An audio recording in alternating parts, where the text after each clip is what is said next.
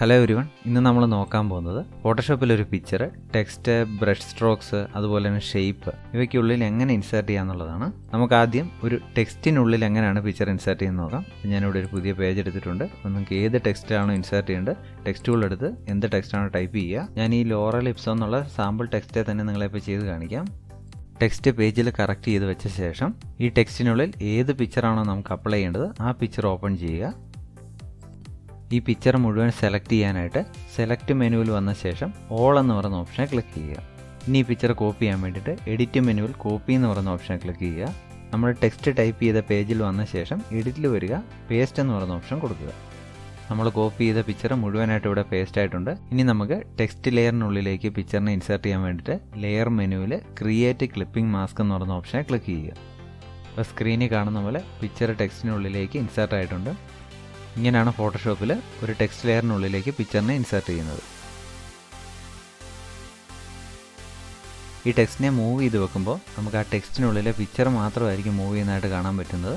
ഇതിനെ രണ്ടിനെ നമുക്ക് ഒരുമിച്ച് മൂവ് ചെയ്യണമെന്നുണ്ടെങ്കിൽ സെലക്റ്റിൽ വരിക, അതിൻ്റെ അകത്ത് സെലക്ട് ഓൾ ലെയേഴ്സ് എന്ന് പറയുന്ന ഓപ്ഷനെ ക്ലിക്ക് ചെയ്യുക. അപ്പോൾ ലെയർ പാനലിൽ നോക്കി കഴിഞ്ഞാൽ കാണാൻ പറ്റും 2 ലെയർ സെലക്ട് ആയിട്ടുണ്ട്. ഇനി മൂവ് ടൂൾ വെച്ച് മൂവ് ചെയ്ത് വെച്ച് നോക്കുക. നെക്സ്റ്റ് നമുക്ക് ഈ സെയിം പ്രോസസ്സ് ഒരു ഷേപ്പ് യൂസ് ചെയ്ത് നോക്കാം. ഇവിടെ വരിക, ഷേപ്പ് ടൂൾ എടുക്കുക.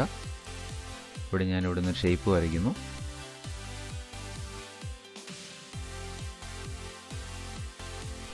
സെലക്റ്റിൽ ഓള് കൊടുക്കുക, എഡിറ്റിൽ കോപ്പി എടുക്കുക,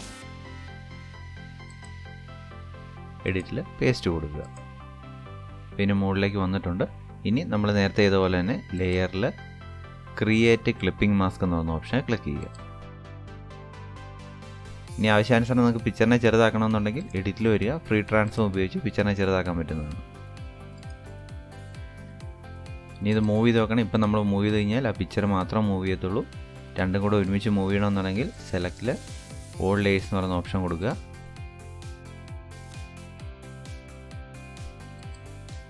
ഇനി നമ്മൾ ഈ പിക്ചർ ഒരു ബ്രഷ് സ്ട്രോക്കിനുള്ളിൽ അപ്ലൈ ചെയ്യാൻ പോവാണ്. ഈ ബ്രഷിൻ്റെ സ്ട്രോക്ക് ഓൾറെഡി ഞാൻ എടുത്തിട്ടുണ്ട്. നിങ്ങൾക്കിത് മാനുവലായിട്ട് വരയ്ക്കണമെന്നുണ്ടെങ്കിൽ ബ്രഷ് ടൂൾ എടുക്കുക. ഇവിടുന്ന് ഇഷ്ടമുള്ള ബ്രഷ് ഉപയോഗിച്ച് ഇത് വരയ്ക്കാൻ പറ്റുന്നതാണ്.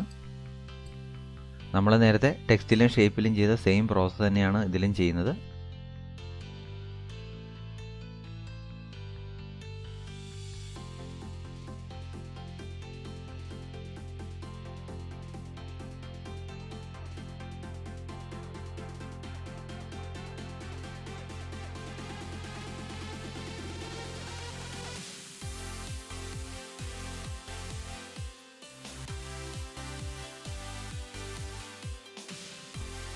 ഇങ്ങനെയാണ് ഈ എഫക്റ്റ് ചെയ്യുന്നത്. അപ്പോൾ നല്ലപോലെ ഇത് നിങ്ങൾ പ്രാക്ടീസ് ചെയ്ത് പഠിക്കുക. ഈ ചാനലിൽ മറ്റ് കുറേ ഇൻട്രസ്റ്റിംഗ് വീഡിയോസ് ഞാൻ അപ്ലോഡ് ചെയ്തിട്ടുണ്ട്. അപ്പോൾ ആ വീഡിയോ കാണാത്തവർ അതും കാണുക. സബ്സ്ക്രൈബ് ചെയ്തിട്ടില്ല എന്നുണ്ടെങ്കിൽ ചാനൽ സബ്സ്ക്രൈബ് ചെയ്യുക. ഈ ചാനലിൽ അപ്ലോഡ് ചെയ്യുന്ന മറ്റ് വീഡിയോസിൻ്റെ നോട്ടിഫിക്കേഷൻ നിങ്ങൾക്ക് ലഭിക്കുന്നതിനായിട്ട് ബെൽ ബട്ടൺ എനേബിൾ ചെയ്തിടുക. ഇനി നെക്സ്റ്റ് വീഡിയോ ആയിട്ട് കാണാം. Okay, thank